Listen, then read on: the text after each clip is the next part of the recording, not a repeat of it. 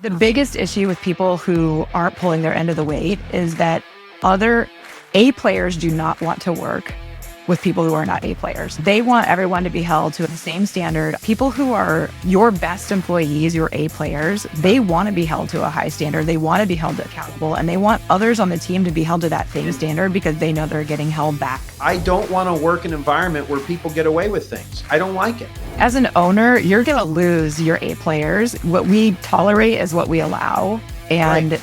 We are going to lose key people who work for us if we allow other players that we're working with to be held to a different standard. Well, good morning, good afternoon, good evening, whatever the case may be. This is Marty Grunder from Grunder Landscaping Company and the Grow Group. Today, we're going to talk about how we work and why that matters with one of our ACE peer group facilitator extraordinaires, Megan Parker. But first, a reminder, you can get the latest edition of The Grow Show delivered to your phone, tablet, or computer by subscribing wherever you get your podcasts, or watch us on YouTube for an enhanced learning experience. The Grow Show is the greatest thing since StrengthsFinder, an incredible tool we use at Grunder Landscaping Company to improve our teams. And I want you to read this book, and by all means, look into how the book and what it teaches in there can help you improve your ability to lead and retain a world-class workforce. It's truly made a difference in my life. And this is a perfect segue because Megan and her partner Tracy are the ones that have helped us with all the StrengthsFinder work. So Megan, welcome. Thank you, Marty. Great to be here. So folks, Megan is an ICF certified leadership coach who has spent the last 6 years with our strategic partners, McFarland Stanford, working side by side with landscape business owners from all over the United States and Canada, helping them build their businesses, making their teams full of better leaders, and overall a stronger team. She co-facilitates 2 ACE peer groups, speaks every year at ACE Connect and our annual event Grow. She'll be there again in February. That's one of the reasons I wanted to bring her on so you could get a taste of what she's going to be teaching.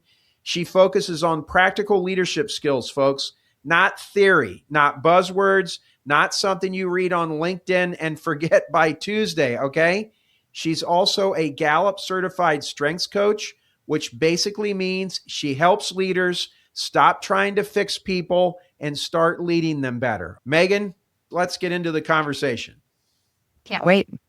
So before we dive into accountability, which I think in a lot of ways is a favorite word of folks until they actually have to practice it, okay? Tell us a little bit more about you beyond the bio.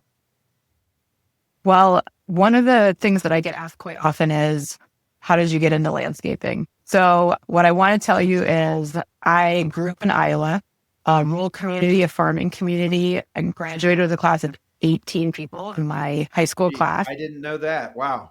Yeah, that's my fun fact. Whenever anyone asks me, to give out those fun facts. But so very much a service-oriented community. My parents owned the only restaurant in that community, and I grew up in the service industry. So when I work with landscapers, I feel like I am working with people I know, people I grew up with, people who work hard, who are scrappy, who just want to be a better version of themselves, and they know how to work hard. And I grew up, I grew up waiting tables my whole life from the time I could walk until the time I graduated college. And, I just really love working with landscapers because they have that same mentality, that work hard mentality. So when you're not coaching landscapers or facilitating a peer group, or even I'll say politely telling owners that they might want to look in the mirror first, because you and I both know that guys like me that run landscaping companies, where most of the problems emanate from, and we got to understand that. Who are you when you're not doing that? Oh, yeah, good question. So I live in North Carolina and I have 3 kids. I live in Chapel Hill, so I'm usually either at a Tar Heel. I mean, that's not a very pretty part of the country. It's beautiful. We've got the oceans and mountains. We were at a Tar Heel game last night, right, at a basketball game, so it was really fun. Or you could find me on the soccer field. So my daughter plays competitive soccer and travels a lot, so lots of time on the soccer fields too. That's fun. Well, You and your wonderful partner, Tracy Wallingford, have made a real impression, not just on the Grunder Landscaping team, but on our clients with your StrengthsFinder work and executive coaching. And I know in the last 6 years, you've learned landscaping from the inside, like we talked about, owners, leadership teams, peer groups. real business folks. You've probably seen people that were working on the crew that are now managing people. I know you've seen all kinds of things there. From your perspective, Megan, what do owners and leaders in this industry struggle with the most? One of the things that comes up over and over again is this word of accountability. And accountability is one of those, I call them the $10 word. You've got like $1 words or $10 words. Accountability is like a $10 word, Marty. Okay. It's a great word. But a lot of times I find that people don't really know what accountability means or how to do. I would agree with that. What does accountability mean to you? So actually, I want the listeners, so if you're listening to the podcast right now, what word comes to mind when you think of accountability? Or just what feeling comes to mind? My guess is in that split second when Marty and I just started talking about accountability, that your reaction might not have been a positive one. No, right. Maybe it was a negative one, right? Like or at least, or like maybe I don't even know if I had to define that word. So that, that word, that $10 word gets kind of a bad rap, honestly. It's a big word. People just don't know what to do with it, honestly. Sometimes when we think of accountability, we think of maybe conflict, and conflict isn't always like a positive experience for people. Right. The book Winning with Accountability by Henry J. Evans, we read that in our peer groups. And that was when I first read that book, Megan, that was my biggest takeaway, was that when you lead with accountability, it doesn't have to be a dirty word. Like there is people cringe, like, oh, I'm going to hold you accountable. It almost sounds like, I'm going to take you out in the woodshed and beat you. We both know that that's not the case. I do chuckle sometimes, Megan, when people think landscaping is easy, because I think when you factor in the fact we're doing landscaping work, but then factor in the fact that it's so physically demanding, the weather, all the other things, it seems, and I don't mean to lament this or make this a negative thing, but it does seem like there are a lot more moving parts in a landscaping business because it's dealing with the weather than a business that's in a controlled environment in a factory or, where you don't, the weather doesn't affect you. When you're coaching leaders, knowing what you know now about landscaping, your small business background, waiting tables, another tough job, what are one or two key ideas around accountability that can actually move the needle forward? Yeah. So I think a couple of things, right? So one is getting clear about what the expectations are. So I think of three different things when I think of like key components to accountability. So first off, you have to have clear expectations. So if we are not on the same page about how to plant a tree, then you can't hold me accountable for the way the tree was planted, right? So we have to have standards that mean the same thing to both of us. And we have to be clear on those expectations and what the anticipated outcome is as a result of those. Also, we need to have resources, right? So I have to have the ability to do my job and get that tree planted in the way that you want me to plant the tree. And then the third component that I talk a lot about is those consequences. So if you and I are not clear on what happens as a result of a failure to meet those expectations, then you can't truly hold me accountable for something I didn't know was going to happen. So those are kind of the three key ingredients that I talk about a lot. And as I'm listening to you, I think, I'm 57 years old. I have come to understand accountability. I've also come to understand that, and you might have to help me draw this out in the right way that our listeners and our viewers will understand, but I don't really care anymore who's wrong. I will often take blame for something, even if the blame is gray, because it seems like if somebody says, hey, listen, that's my fault. I should have explained this better to you.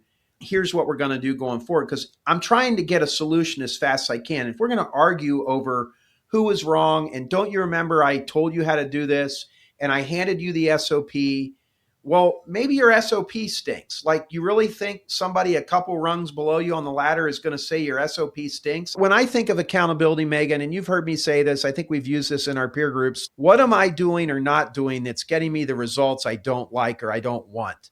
How does that relate, like in accountability? When you have somebody that's learning how to lead people and they're not, like, you see them struggling and they're not getting, maybe they took over for someone else that was getting results, and now they're not getting results. And you're wondering, I think rationally, of course, they must not be explaining things right on the front end. Like, how do you deal with that? How do you coach somebody through that?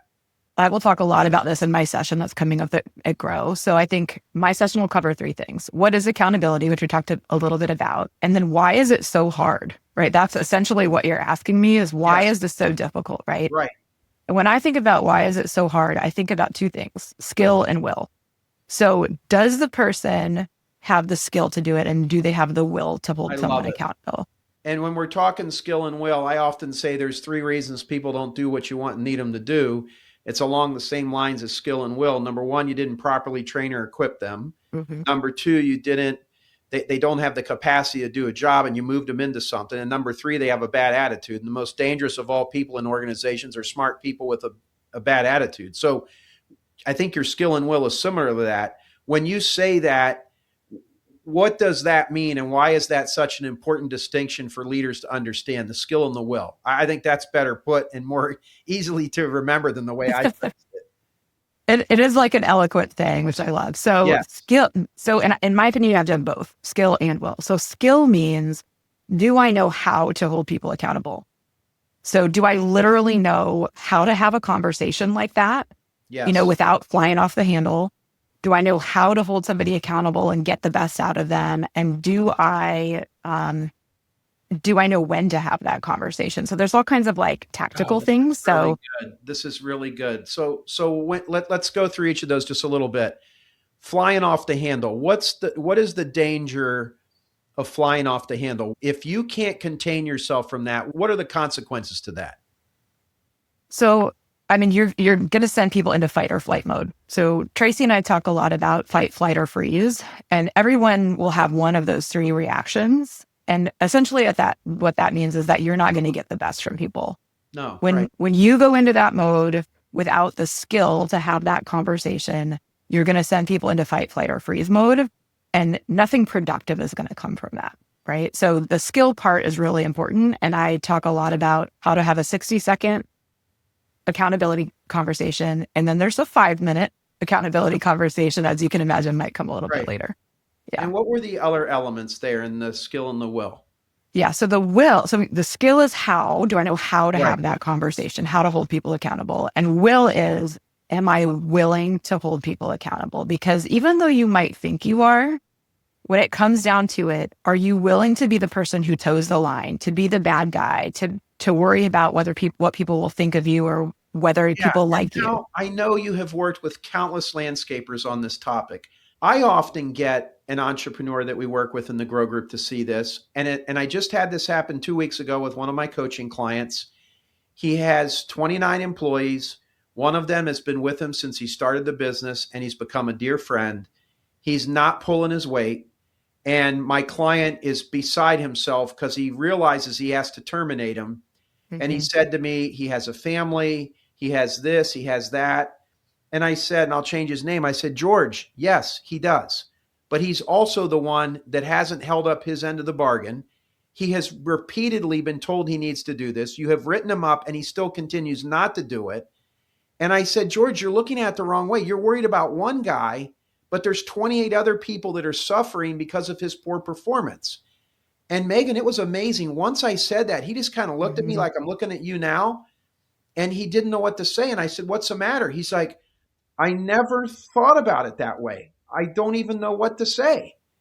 How have you gotten an entrepreneur or a leader to see the damage they're doing by keeping them there on the will part? Like what advice do you have for us for that? Yeah. Okay. Two things. One, I often will ask my leaders, do you want to work for someone who will not hold you accountable? And the answer to that is typically no, right? So that's the biggest issue. An easy one to see. Like, of course I would. Right. And the biggest issue with people who aren't pulling their end of the weight is that other A players do not want to work with people who are not A players. Why? So they want everyone to be held to the same standard, a high standard. People who are your best employees, your A players, they want to be held to a high standard. They want to be held accountable, and they want others on the team to be held to that same standard because they know they're doing. you're a professor. You have a much better way of saying things than I do, and I love how you just described that, because that is so true. And that's not a I'm better than you, I'm almighty. I don't want to work in an environment where people get away with things. I don't like it. And Um, as an owner, you're going to lose your A players if we what we tolerate is what we allow. right, And we are going to lose key people who work for us if we allow other players right. in that we're working with to be held to a different standard. And I think a lot of that has to do with the fact, look, I don't begrudge anyone that only want to works 8 to 5, especially if they're a focused hard worker. Like, when you get in here, give me everything you got between 8 and 5, and you can go home. That's fine. So if we're trying to be a good employer and have a good work environment, and we got people that are mediocre performers, you pack a bunch of mediocre performers together, and you're not going to get the results you need to Mhm. move a business forward. It's just, and like you said, A performers, they don't want to work in those environments. I mean, that's just, you see that in sports. You see that, Mhm. I even see that in some volunteer organizations that I have left, because I got in there and really all they wanted was a resume builder. They really were not interested in doing the work, and the chair didn't want to hold anybody accountable. So I just left. And I remember, he's actually a friend of mine, but the legendary leadership guru, Dr. John Maxwell, told me one time at lunch that the greatest sign of a leader is if he can get a volunteer organization to move at Mhm. breakneck speed, because the only thing tying him to the volunteer effort is the emotion of the effort. It's not a salary, it's not a job, there's not consequences. And as I listen to you there, Megan, like, I don't want to work with a subcontractor that's working for us that is sloppy or doesn't want to adhere to our standards. I think it's a part of what a winning organization is all about. Mhm. Absolutely. If an owner's listening right now and they like what you're saying, something I said resonated with them, and they say, yeah, we could sure use some more accountability around here, where should they actually start? And I'm not So talking like a system or a fancy spreadsheet or anything like that. Like, what's the first step? So the first step is creating clear expectations. So, I could, this is not going to be a shock to you, but most places don't have accurate job descriptions. They don't Right, necessarily know what is the outcome that they are right, expected to achieve, right? So, Marty, you fly a lot. right. You fly all over the world, right? Doing what you do. Have you ever flown through like a storm or turbulence where Oh, the yeah. pilot has had to reroute? Yep. Yep. Okay. What does the pilot do in order to minimize the turbulence? He goes up or he goes down in altitude gently and tries to find smooth air.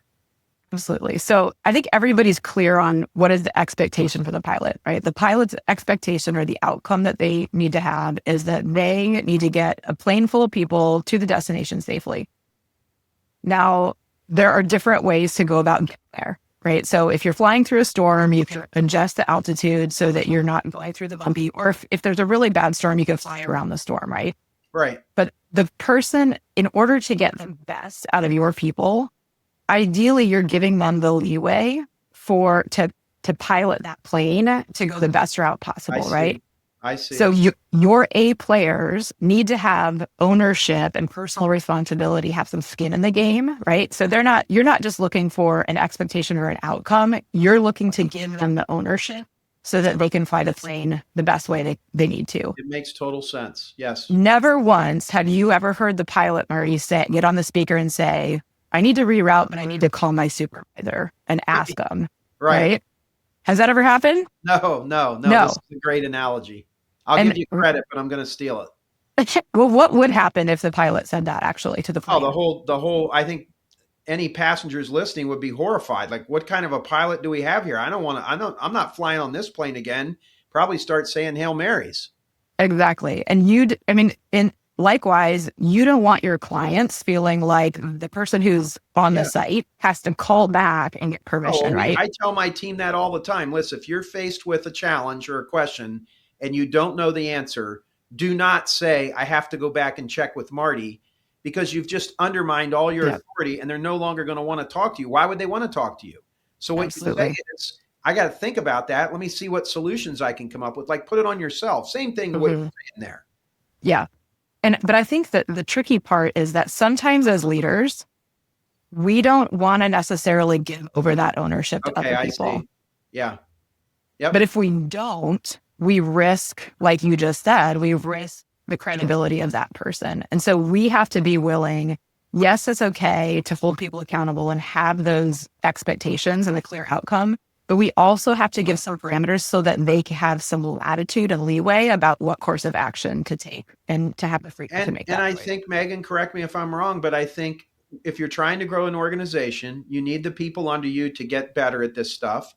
They are not going to handle the first conflict as well as the 13th time they deal with it. Mm-hmm. We're trying to get people to take ownership here in what they're doing, and you got to let them fail a little bit. And, you go with it. When I'm coaching with my clients, I try to get them to put themselves in the person's shoes. All right, you just did a whole 20-minute training session on how to do something in Aspire, the industry specific software we use for our business.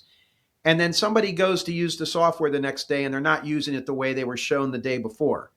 Okay, I guess then go fire them and go try to find somebody else. You're going to end up with nobody working for you, because I know you've heard this in your peer groups. We get heard, I need some experienced salespeople. Where do I find them? I need team leaders, Mm-hmm. men or women that can take 2 or 3 people out and get a job done. And Megan, even though, McFarland Stanford's a wonderful recruiter, experienced salespeople that can come in and sell $2 or $3 million worth of work like that, or team leaders that can show up and run a crew, there are not a lot of them out there. You got to make them. You got to create them. And look, you and I'm older than you, but you and I weren't that good when we were right out of college. These are all Mm-hmm. experiences. This is stuff we've tried. We get better at. We seek advice. We get in a peer group and we see how someone else handles something, and we're like, the next time I'm faced with that, that's what I'm going to do. I guess what I'm saying is everybody's on a journey. You got to cut some of these people some slack and make investments in them, because every investment you make in them in learning, you're going to get a return in it. Maybe it's not next week, but maybe it's next month, maybe it's next year. Sometimes I found, Megan, I don't know if you found this, there's a big difference between somebody that's 22 and 26. And then there's even a big difference between somebody that's 26 and 30. They may have a child, they may have other responsibilities. I mean, there's just things happen. Is that a Mm-hmm. fair statement? Oh, yeah, absolutely. And there's actually a lot of science behind that, right? So your prefrontal cortex in your brain is not developed until your mid to late 20s. So there's Okay. a reason Well, that makes insurance sense. is I so didn't know that. expensive. I'm learning that.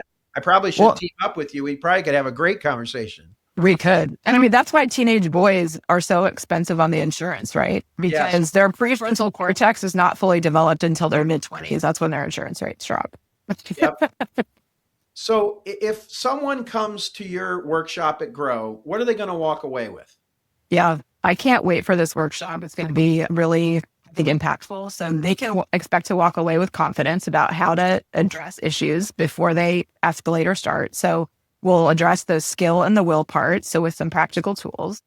So I'll talk them through the 2 frameworks of the 60-second accountability discussion and then the 5-minute accountability conversation. There's another tool I'll talk about called the accountability ladder, like how to visually show people how to move up that ladder. And hopefully they will walk away with a defined next step for the person that is the most difficult person on their team to hold accountable. I can't imagine anything that we've said here today not resonating with someone. Your talks have made a tremendous impact on our team. We've done all kinds of things, from conflict management. Your talk on Don't Take the Monkey Back is, one of the highest rated classes we've ever had at Grow in terms of impact that it's made. And I love the fact that I liked you when I met you 6 years ago, but I really like you now because you've been in the trenches with owners and leaders of landscaping companies. Now that's predominantly who you work with.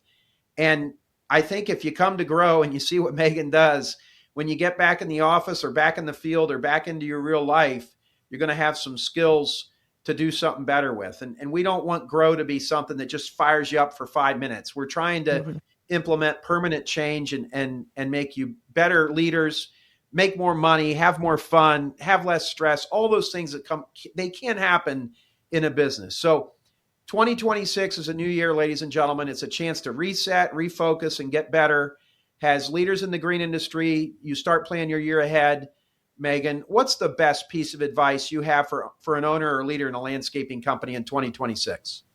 Gosh, 2026 is going to be a year. I can already feel it. I would say, kind of building off of this topic of accountability and like sometimes maybe it breeds a little bit of conflict, right?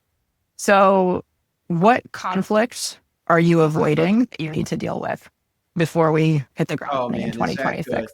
Oh, that is good. What are you avoiding, and how is that probably holding you back? It's probably holding you back financially. Mhm. It's certainly holding you back spiritually, and it's probably affecting your sleep. Mhm. The older I get, I go to this concierge doctor, and I'm really in tune to my health, and sleep is a big part of that. And you carry this stuff around, Megan. I know, like for myself, my wife often says it's Catholic guilt. I don't know if that's true or not, but I will lay in bed and I will think about something that I didn't say to someone, and how unfair that was to not tell them what I thought. Oftentimes, I find myself waiting because I have learned, Megan, and I've shared this with you, that in my quest to become a better leader, I have certainly learned that when you react with anger, no one hears the message. They only see, hear, and feel the anger, and you don't get anywhere. So I do find myself at times giving a night to sleep on it, or try to sleep on it and process it. And I would say better than half the time I wake up and I'm like, I don't know why I was that mad about that. That's not that bad. I still need to address it, but that's probably something their manager should address, not me leapfrog them and go into that. I love what you're talking about Mhm. there.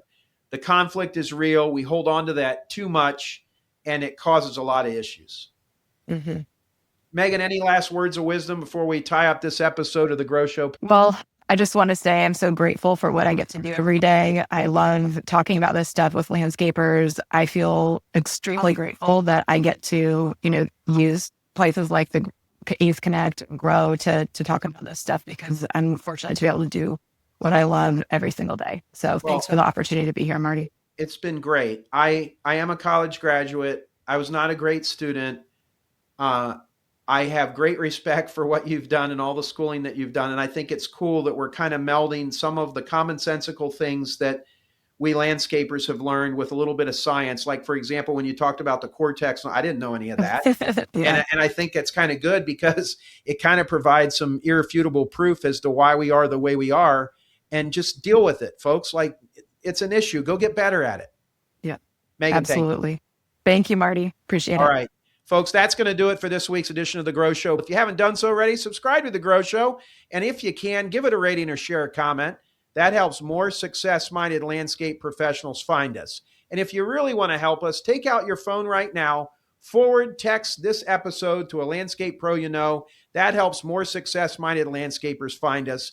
And of course, do not forget to check out Grow 2026, February 10th, 11th, and 12th in the wonderful city of Dallas, Texas. Great flights on American Airlines and Southwest right into Dallas, where Megan will teach a few sessions, and there'll be 50 plus other sessions going on, all designed to help you grow your landscaping business, because we at the Grow Group know better than anyone what it takes to grow a landscaping company. So sign up right now while it's fresh in your mind. Thanks for joining us on The Grow Show. We'll talk to you next week.